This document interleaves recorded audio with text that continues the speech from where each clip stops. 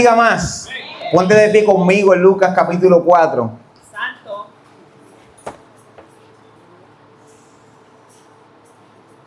Continuamos con la serie desde el libro de Lucas.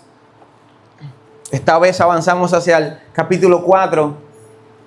Los que estuvimos en el primer mensaje podrán recordar que hablábamos de cómo Lucas fue un hombre, no cualquier persona, era un intelectual, era un doctor, era un médico, y cómo el Espíritu Santo lo utilizó para que recopilara el Evangelio de Jesucristo de manera organizada, de manera ordenada. Y hoy comenzaremos a ver cómo Lucas en su investigación comienza a mostrarnos a Jesús de manera distinta a cómo los otros evangelios lo muestran. ¿Lo tienes conmigo? Lucas capítulo 4. Vamos al verso 16. Verso 16. Dice la palabra en el nombre del Padre, del Hijo, del Espíritu Santo y la iglesia que dice: vino a Nazaret donde se había criado, y en el día de reposo entró en la sinagoga conforme a su costumbre y se levantó a leer. Y se le dio el libro del profeta Isaías, y habiendo abierto el libro, halló el lugar donde estaba escrito: el Espíritu del Señor está sobre mí, por cuanto me ha ungido para dar buenas nuevas a los pobres. Me ha enviado a sanar a los quebrantados de corazón, a pregonar libertad a los cautivos y vista a los ciegos, a poner en libertad a los oprimidos, a predicar el año agradable del Señor. Y enrollando el libro, lo dio al ministro y se sentó, y los ojos de todos en la sinagoga estaban fijos en él. Y comenzó a decirles: hoy se ha cumplido esta escritura delante de vosotros. Gracias, Señor, por tu palabra, porque es poderosa, está viva, Señor, es eficaz. Gracias porque hace en nosotros el trabajo por el cual es enviada. Y hoy te pido que haga ese mismo trabajo en nuestras mentes y en nuestros corazones. En el nombre de Jesús. Amén. Te puedes sentar. ¿Cuántos han estado viendo las noticias? Esta familia, no me acuerdo si fue en Aguada o allá en el área oeste, que llevaban años, 28 años aproximadamente, viviendo en un lugar, y de repente los sacan de aquel lugar y se ha levantado el pueblo porque han entendido que esto es que una injusticia, ¿verdad? Y esta no es la única injusticia que sucede en nuestro país. Son tantas las cosas que suceden en Puerto Rico que son injusticias. Y nosotros vemos cómo el gobierno ni siquiera hace algo por estas personas. Y en ocasiones vemos cómo aquellas personas que tienen el poder económico o simplemente tienen las conexiones en el gobierno o conexiones donde existe el poder, se salen con las suyas, aún cometiendo delitos. Y estas personas, como tienen el poder adquisitivo y tienen las conexiones, en ocasiones se salen con la suya, y los del otro lado, de la otra parte, terminan recibiendo injusticia. Y hemos visto cómo grupos pequeños se levantan a protestar por diferentes razones y por las distintas injusticias que hay en nuestro país y en el mundo entero.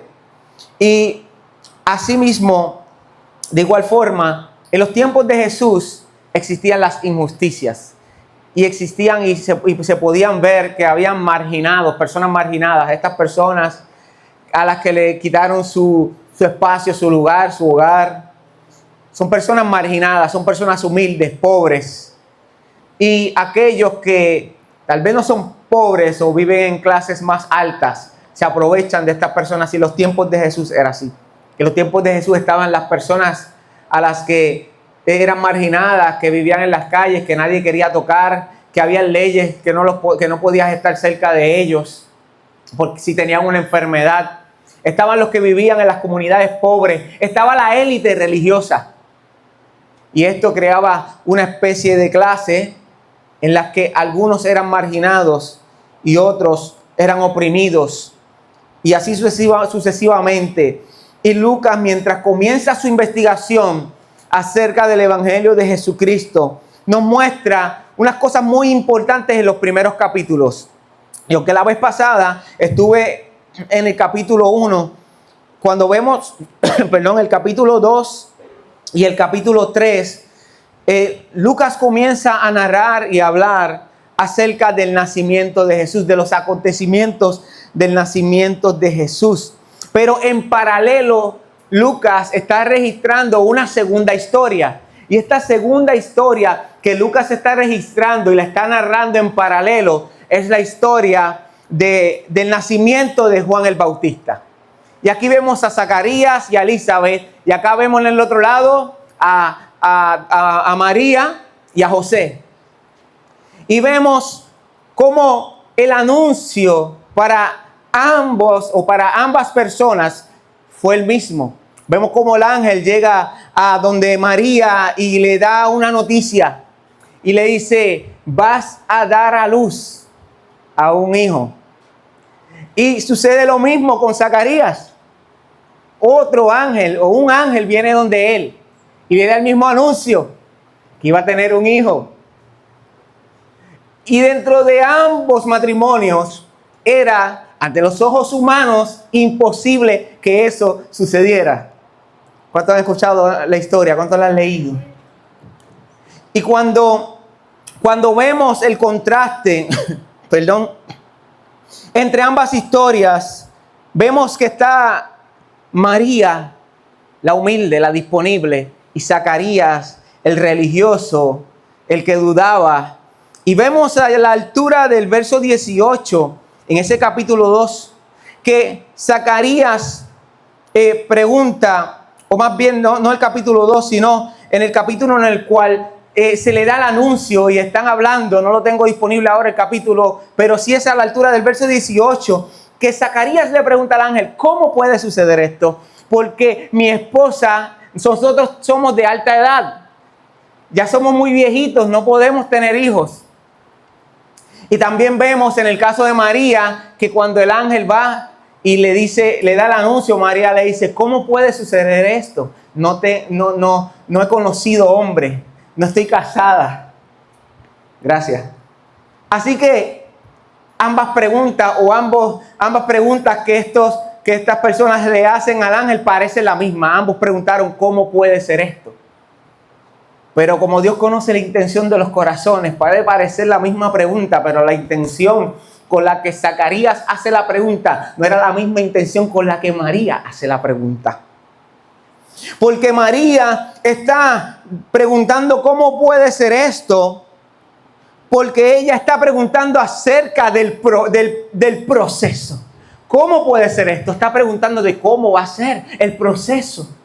Pero Zacarías hace la misma pregunta, ¿cómo puede suceder esto? Pero él la pregunta la está haciendo con la interrogante de que esto es imposible. Esto no puede suceder. Y por eso es que Dios lo enmudece. Y le dice, vas a quedar mudo por cuanto no has creído. Y luego María más adelante dice, Señor, aquí está tu sierva y yo estoy disponible. Y yo estoy disponible ante un imposible. Lo que Dios espera de nosotros es la respuesta de, heme aquí, Señor, yo estoy disponible. Yo estoy disponible. Dios escogió, lo vio. Dios escogió. Miren esto. El contraste es el siguiente. Que para Dios traer a Jesucristo al mundo, no escogió al religioso, al sumo sacerdote, a la élite religiosa. No fue allá al palacio y escogió una doncella princesa para traer al Hijo de Dios al mundo. Y esto es lo que hace que el Evangelio de Lucas sea hermoso. Porque los hombres piensan que Dios tiene que hacer las cosas de una manera. Pero Dios decide cómo quiere hacer las cosas. Y como hizo las cosas en el Evangelio de Lucas nos muestra que escogió de lo vil y de lo menospreciado, de lo que nadie miraba, de quien nadie se fijaría. Y allí trajo al Hijo de Dios en el vientre de una mujer humilde, pobre, de un vecindario. En este tiempo sería el equivalente de Jesucristo ir a la barriada o al residencial y olvidarse de los palacios y de las mansiones y traer al Hijo del Hombre, al Salvador, desde un residencial público, desde una barriada, desde los lugares marginados de la sociedad. Ese es el Dios que tú y yo le servimos. Aleluya. Jesucristo en el capítulo 4 no está siendo rechazado por los religiosos por ser muy divino. Está siendo rechazado por ser muy humano. Por ser muy humano. Y ellos allí en el capítulo 4 estamos viendo que más adelante, cuando Él dice, hey, se ha cumplido entre nosotros esta escritura, más adelante dice que ellos levantándose, versículo 29, le echaron afuera de la ciudad y lo llevaron hasta una cumbre del monte sobre el cual estaba edificada la ciudad de ellos para despeñarle. Lo iban a liquidar por lo que había hecho. Y hermanos, hoy en día creemos que los ministerios tienen que ser, cuando uno comienza un ministerio, uno se cree que va a ser bien aceptado. Y a veces creemos que nuestro mensaje va a ser bien aceptado. Y a veces que creemos que todo el mundo va a aceptar nuestro mensaje, pero Jesucristo nos enseña que donde se predica la verdad, lo que vienen son piedras. Que donde se predica la verdad, lo que la gente quiere es destruir al mensajero y al mensaje. Dice, mas Él pasó por en medio de ellos y se fue. Durante estos primeros 4 capítulos, y le decía en el mensaje pasado, que el evangelio de Lucas es el evangelio del Espíritu Santo. Es el evangelista que más veces menciona al Espíritu Santo de Dios. Y desde en estos primeros capítulos lo mencionan múltiples veces. Vemos cómo Elizabeth tiene un hijo que aún desde el vientre de su madre dice la palabra que sería ¿qué? Lleno del Espíritu Santo. Vimos cómo María concibió de parte del Espíritu Santo. Vemos a Jesús lleno del Espíritu Santo después que fue bautizado. Vemos a Jesús llevado al desierto por el Espíritu, capítulo 4, verso 1. Y cuando Jesucristo regresa del desierto, regresa en el poder del Espíritu Santo. Y cuando Jesús vuelve del desierto, volvió en ese poder. Y cuando llegó a aquella sinagoga, estaba lleno del poder del Espíritu Santo. Cuando Él toma aquel rollo y lo habla frente a ellos, lo está haciendo bajo la autoridad y el poder del Espíritu Santo de Dios. Los primeros capítulos de Lucas están saturados del Espíritu Santo. Y este patrón tan marcado nos muestra todo lo que sucedió en la vida de Jesús fue coordinado por el Espíritu Santo de Dios. ¿Alguien dice amén? Iglesia, de igual manera tenemos que permitir que el Espíritu Santo de Dios sea el director de nuestra vida, de nuestro ministerio y de nuestra iglesia. ¿Alguien dice amén a eso? Y es en este contexto que Lucas nos escribe el capítulo 4. Es en este contexto de la sinagoga en Nazaret que vemos a Jesucristo. La sinagoga era un lugar central importante de la vida religiosa. Pero qué interesante que otra vez allí está Dios. No en lugares prominentes, no en el templo de 10,000 personas, no en la capital, no en el templo en Jerusalén, sino en un lugar para muchos insignificante, la sinagoga. Allí el primer mensaje de Jesucristo se desarrolla con poder y con gloria. Y Jesús era el lector invitado de la ocasión. Aunque en ese momento su fama no se había extendido, lo que sucedió de aquí en adelante a través del poder del Espíritu fue la extensión de la fama del ministerio de Jesús. Y hermanos, el texto que escoge Jesús en este capítulo es muy importante. Porque Lucas, como les decía en el primer mensaje, es una persona, es un académico.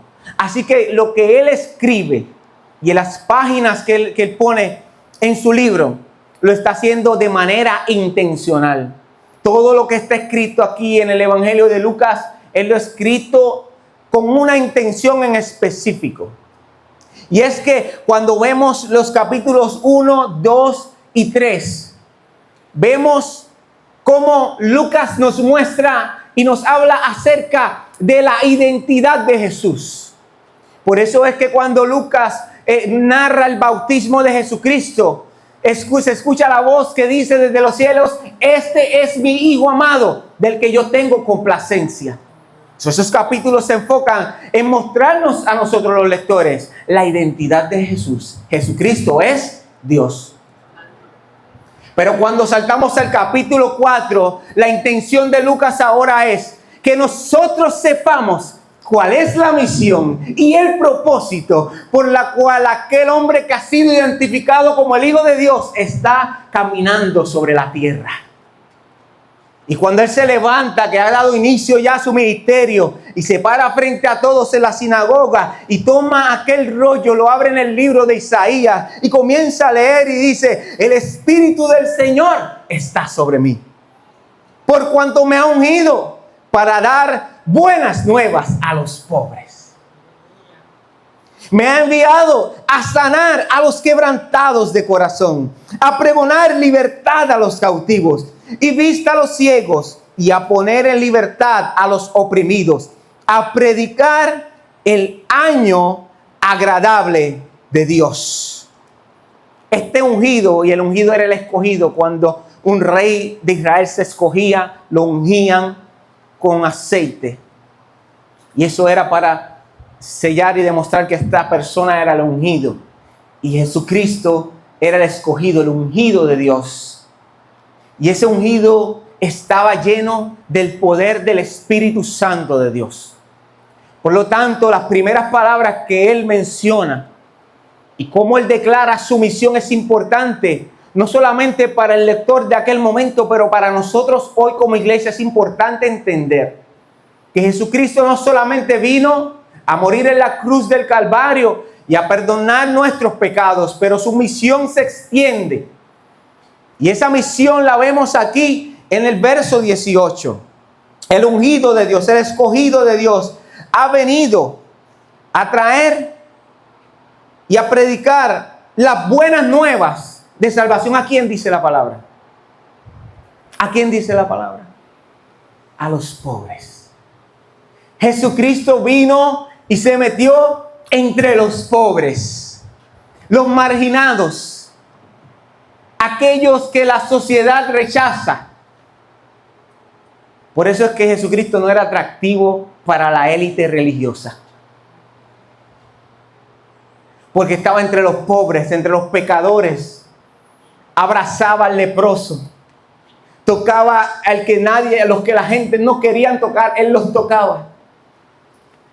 Aquellos que olían mal, que tenían enfermedades, ahí Él estaba. Y ese era el ministerio de Jesús. Y Lucas está siendo muy intencional en esto. Él quiere que veamos que Jesucristo, aunque es el Hijo de Dios, se despojó de su gloria y vino y habitó entre nosotros. Y habitó en medio de aquellos a los que la sociedad rechazaba y marginaba. Y eso es lo hermoso de nuestro Señor Jesucristo. Eso es lo hermoso de nuestro Señor Jesucristo. Y este hombre Jesús se presenta como el ungido, el escogido por el Espíritu para traer una libertad integral. Porque cuando Jesucristo trabaja en la vida del ser humano, trabaja en todas las áreas de su vida. Es que tenemos que permitir que trabaje en ellas. Porque Dios puede hacer algo en ti que puede cambiar tu vida en todas las formas posibles. Jesucristo no solamente vino a perdonar nuestros pecados, vino a sanar nuestra mente, vino a sanar nuestro cuerpo, vino a sanar nuestras emociones, vino a ocuparse de los pobres, a ocuparse de los presos, a ocuparse de los enfermos, a ocuparse de los marginados, a ocuparse de aquellos que la sociedad no mira, a los que la sociedad desprecia. A eso vino Jesús. No significa que no vino para los ricos, pero Él mismo dijo, es que, ¿sabes? Los ricos, su riqueza les impide seguirme. Por eso aquel joven rico, cuando Jesucristo le dijo, ¿quieres seguirme? Vende todo lo que tienes, dáselo a los pobres y ven y sígueme. Dice la palabra que se entristeció. Pero también dice la palabra que Jesús lo amó, pero su riqueza le impidió seguirlo. Qué interesante es saber que el evangelio de Jesucristo fue puesto no en manos de los que tenían el poder adquisitivo, sino en manos de los pobres, en manos de los marginados, en manos de aquellos que nunca hubiesen sido considerados por la élite religiosa.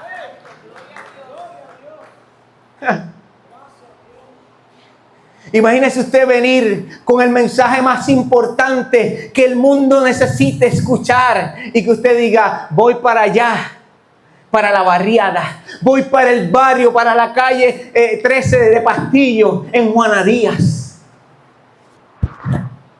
Usted diría: ese está loco.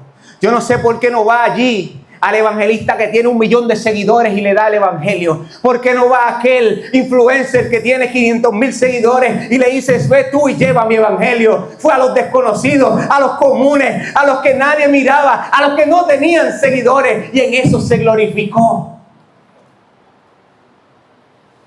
Qué lindo es Jesús, porque también te mira a ti, a mí, hombres y mujeres comunes y corrientes, para ser utilizados en este tiempo, para seguir esparciendo su mensaje y su misión, porque la misión de Jesús es nuestra misión.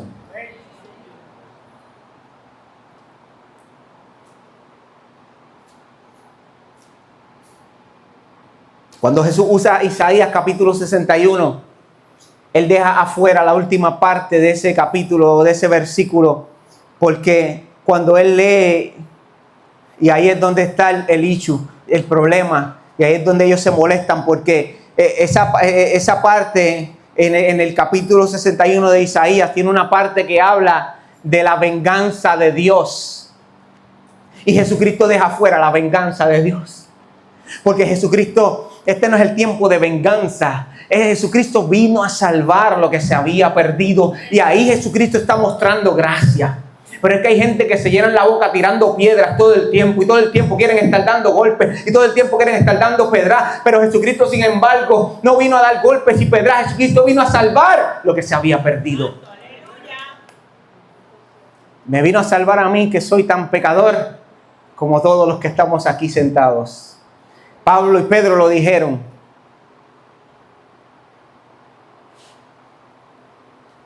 Y ellos estaban molestos porque Jesucristo obvió esa parte, y porque Jesucristo hablaba diferente, y porque Jesucristo estaba entre los marginados.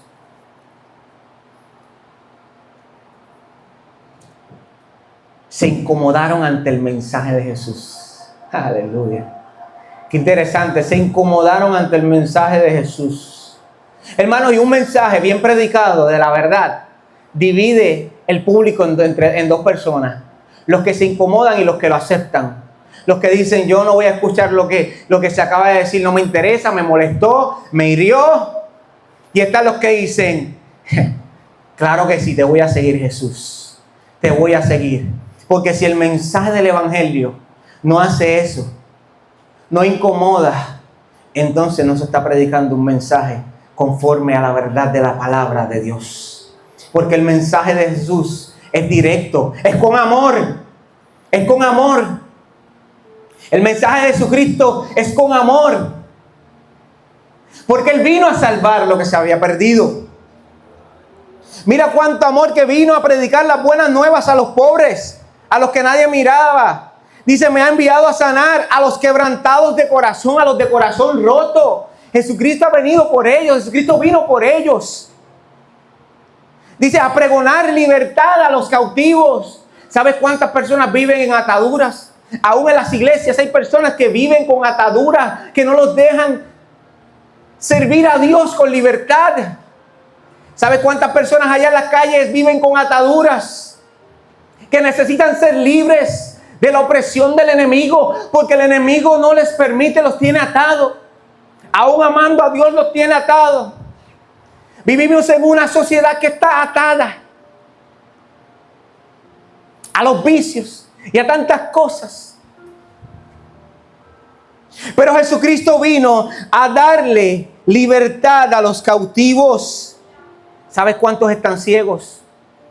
¿Sabes cuántos están ciegos y no pueden ver la realidad del evangelio?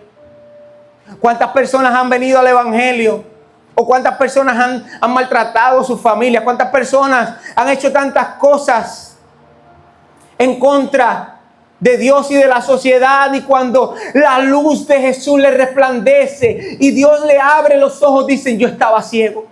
Perdóname, pero yo estaba ciego. Pero Jesús vino a traerle visión a los que estaban ciegos. Y a predicar el año agradable del Señor. El año agradable del Señor era lo que los judíos conocían como el jubileo. Y en el jubileo lo que se hacía era que aquellos que tenían deudas, se les perdonaba la deuda. Comenzaba borrón y cuenta nueva desde cero.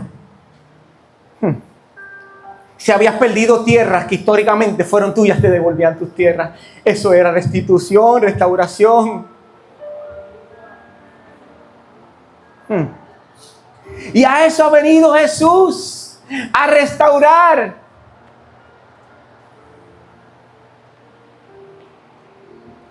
Y desde que Jesucristo vino a la tierra hasta hoy, estamos viviendo en el año agradable del Señor.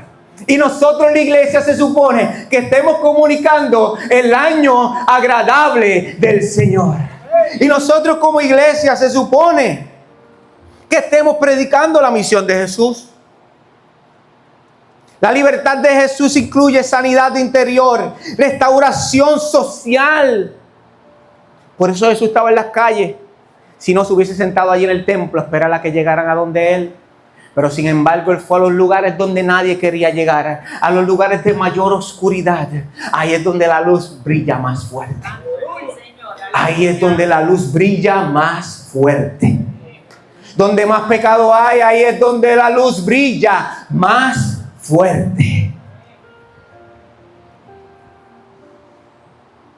El reino de Dios no es futuro, no es abstracto. Jesús dice y dijo: hoy se ha cumplido entre vosotros esta escritura. Y si nosotros, como iglesia, que somos el cuerpo de Cristo, hacemos lo que Jesucristo hizo, entre nosotros se cumplirá también esta escritura. Porque el Señor también nos llama. Y así como el Señor envió, Jesucristo dice: así como el Padre me envió, yo los envío a ustedes. Aleluya. El Espíritu del Señor también está sobre su iglesia. Y nuestra misión es continuar la misión de Jesús. Anunciar, sanar, libertar, restaurar. Aleluya. Hoy que poco se habla de la liberación. Hoy se habla muy poco de la liberación. ¿Por qué? Todos creen que esto es algo místico. O que si estás atado no necesariamente estás endemoniado. O que estás siendo poseído. Eso es otro nivel.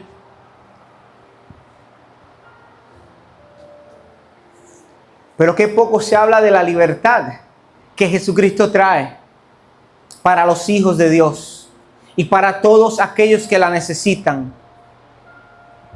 Y este temor de hablar de la libertad o de liberación o de que tenemos que ser libres porque uno podría sentirse aludito o sentirse uno mal.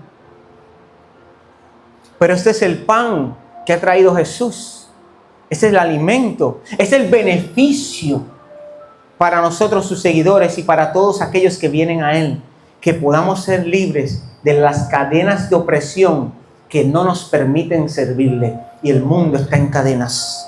Y Jesucristo ha venido a libertar. Y nosotros venimos comunicando que Jesucristo es el Señor y que viene a libertar y que su misión es clara y a lo que ha venido se sigue cumpliendo en este tiempo. Jesucristo hizo visible el reino y el mensaje del reino. Lo hizo visible, ¿sabes por qué? Porque si usted sigue leyendo el capítulo 4, cuando va a la altura del verso 31, vemos que dice que Jesús desciende a Capernaum, ciudad de Galilea, y allí enseñaba los días de reposo. Y dice la palabra más adelante, cuando vemos el versículo 33, dice: estaba en la sinagoga un hombre que tenía un espíritu de demonio inmundo, el cual exclamó a gran voz diciendo: déjanos, ¿qué tienes con nosotros, Jesús Nazareno? ¿Has venido para destruirnos? Yo te conozco, quién eres, el Santo de Dios. Los demonios, hasta los demonios saben quién es Jesús. Y Jesucristo le dijo: cállate y sal de él. Entonces el demonio, derribándole en medio de ellos, salió de él y no le hizo daño alguno. Luego, en el verso, a la altura del verso 38, vemos que Jesús va y sana a la suegra de Pedro. Y luego a la altura del verso 14, dice que muchos eran sanados al ponerse el sol. Lo que predicó Jesucristo, lo que habló Jesucristo desde un púlpito, se encarnó en medio de la ciudad, se encarnó en medio de la gente, se hizo visible, se hizo real en medio de aquellos que tenían necesidad. Y la pregunta en esta mañana para nosotros como iglesia es, nosotros que somos los representantes de Jesucristo aquí en la tierra, ¿cómo hacemos visible el poder de Dios en medio de esta sociedad que está en necesidad? ¿Cómo hacemos posible, cómo hacemos visible el poder de Dios en medio de este tiempo? Porque hoy muchos viven con ataduras y necesitan libertad. Hoy tal vez tus vecinos viven atados, familiares que están enfermos. La misión de Jesús es nuestra misión, iglesia. La misión de Jesús es nuestra misión, iglesia. Juan 20:21 dice, entonces Jesús le dijo otra vez, pasa a vosotros, como Él me envió, como el Padre me envió, así también yo les envío. La iglesia no necesita nuevos programas o grandes eventos. La iglesia no necesita llenar el Coca-Cola Music Hall. La iglesia no necesita llenar el Choliseo, ni el Pachín Vicente Ponce. La iglesia lo que necesita es recuperar la unción del Espíritu Santo de Dios para hacer lo que Jesucristo hizo en medio de un mundo en necesidad. No estamos solo llamados a predicar desde los púlpitos, estamos llamados a libertar en las calles, a abrazar desde los márgenes de la sociedad, a los pobres, a los que la sociedad no abraza, a los adictos en las calles, aquellos que están en el barrio, aquellos que están en el residencial, aquellos que están en la urbanización atados a la droga, aquellos cuyas vidas están quebrantadas. A eso nos llamó el Señor, a sanar las heridas de los que necesitan ser sanados. Y sí, si nuestra predicación no incomoda a los poderosos y no libera a los oprimidos, quizás estamos predicando un evangelio que Jesús nunca predicó. Porque al final del día, la misión de Jesús es nuestra misión. Y hoy me aplico esta misión, sabiendo que si también he sido negligente a la misión, yo mismo tengo que ser el primero en ponerme a imitar la conducta de nuestro Señor Jesús. Pero iglesia, hoy, en el año 2026, un año donde hay tanta necesidad, donde hay tanta opresión, hacen falta personas como María, que estén disponibles para la misión. Que digan, heme aquí, Señor, yo estoy dispuesto. Porque cuando la religión calla, Dios tiene que levantar a aquellos que están dispuestos a abrir sus bocas para que el mensaje del evangelio corra por toda calle, por todo barrio, por toda urbanización, para que el mensaje de Jesucristo llegue tal y como Él lo pidió y lo diseñó. A los pobres, a los oprimidos, a los quebrantados. Aleluya. Esta palabra me confrontó a mí primero, porque yo también tengo que ponerme y amajarme los tenis y apretarme la correa. Tenemos que ponernos las pilas, iglesia. Tenemos que hacer lo que nos toca. Ahora en febrero, cuando vengan a trabajar con el techo, Tenemos un programa preparado para salir a las calles. Cuento con ustedes. Vamos para las calles. Contamos con ustedes. Disponibles como María. ¿Habrá alguien en este lugar?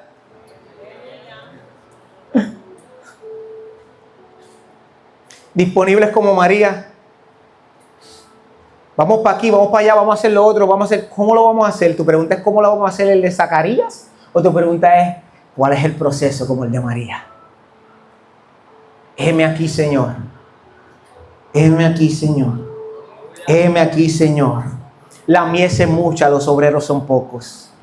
La mies es mucha, el trabajo es mucho y los trabajadores son pocos.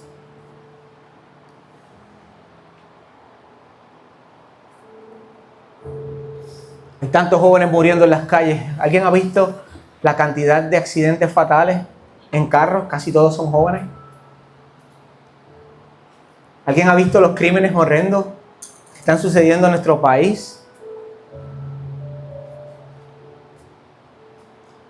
Cuando David de la Rosa estaba aquí predicando y hablaba y decía lo que están haciendo sus hijas y lo que ellos están haciendo en España, yo coincidí con algunos aquí y concluí, yo dije, yo no estoy haciendo nada. Yo sentí, yo no estoy haciendo nada.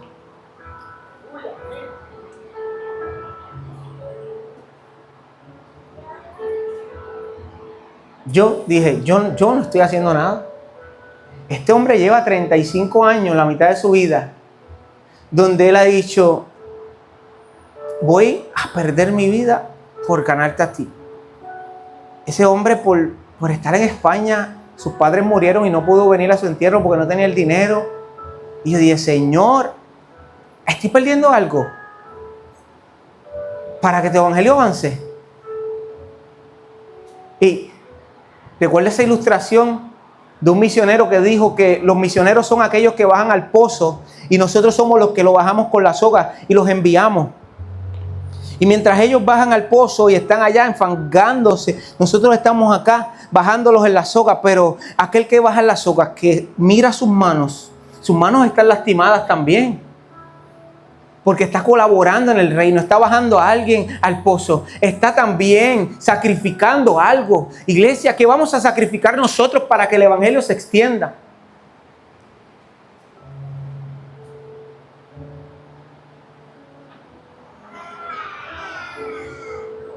Iglesia, esta mañana aquí había ayuno. No más de 10 personas. Nunca vamos a ser una iglesia llena del Espíritu Santo de Dios si no hacemos el esfuerzo de venir delante de Dios con nuestros rostros humillados y llenos de lágrimas. Iglesia, ¿dónde están tus marcas? Cuando Pablo fue rescatado, el Espíritu Santo le habló a Ananías. Dios le habló a Ananías. No recuerdo si fue un ángel y le dijo, ve donde Pablo y déjale saber que ahora es que él va a saber cuánto se sufre por llevar mi evangelio.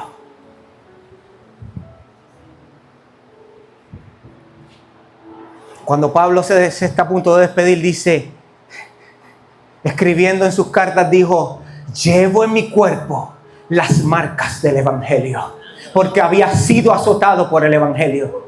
Iglesia, yo he dejado dinero sobre la mesa para servir a Dios.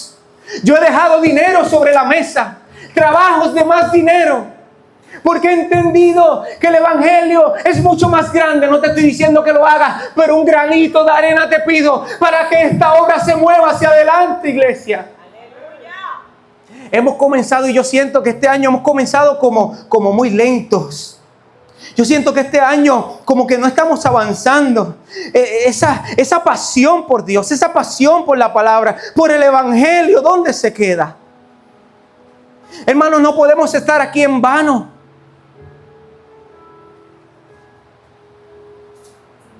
Usted tiene que conocer a alguien que necesita a Dios. Usted de seguro tiene que conocer a alguien que necesita a Dios. Y mi pregunta es si usted siente que no es el adecuado para hacer lo que Dios quiere hacer. Yo no sé si es que usted siente que usted no tiene las capacidades para hacer lo que Dios quiere hacer.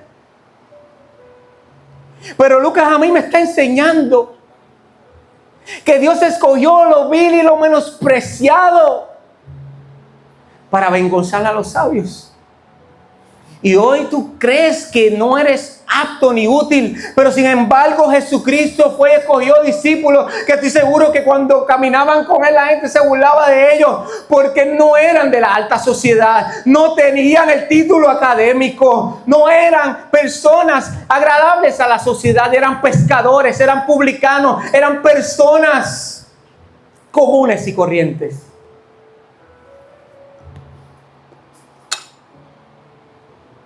Yo soy un común y un corriente también.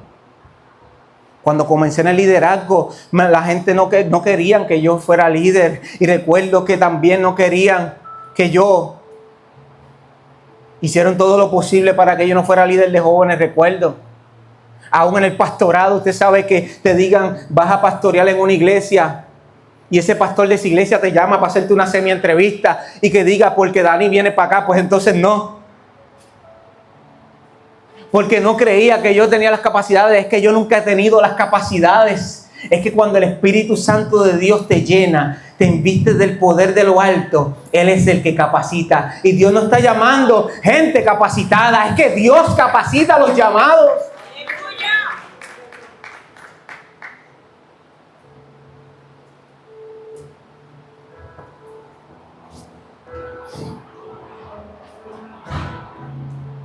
Aleluya.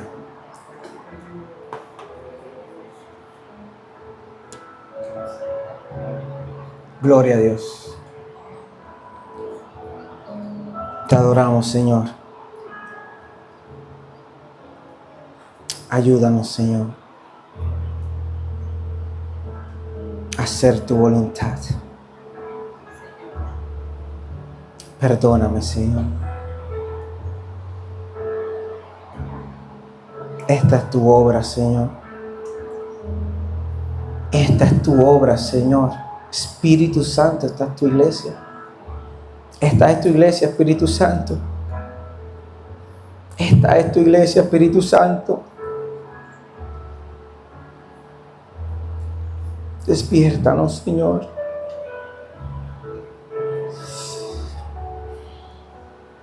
Esta es tu iglesia. Sacúdenos, Espíritu Santo. Sacúdenos, Espíritu Santo. Sácanos de nuestra rutina, interrúmpenos.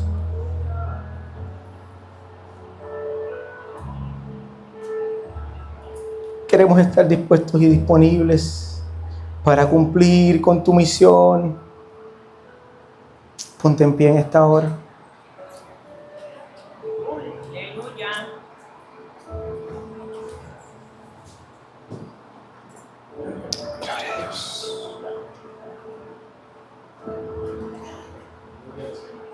Gloria a Dios.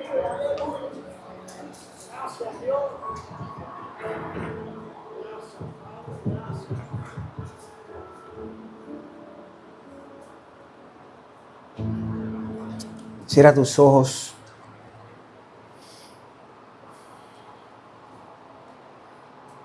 Habla ahí con el Señor.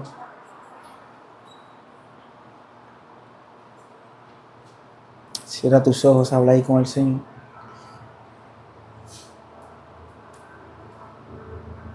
Si alguno está cautivo, si alguno está oprimido, Jesucristo ha venido a libertar. Si alguno está enfermo, Jesucristo ha venido a sanar. Aleluya. Gloria a Dios. Santo tú eres, Señor. Santo tú eres, Señor. Aleluya. Si alguno necesita la oración en esta hora. Si alguno necesita que oremos por él en esta hora. El altar está abierto.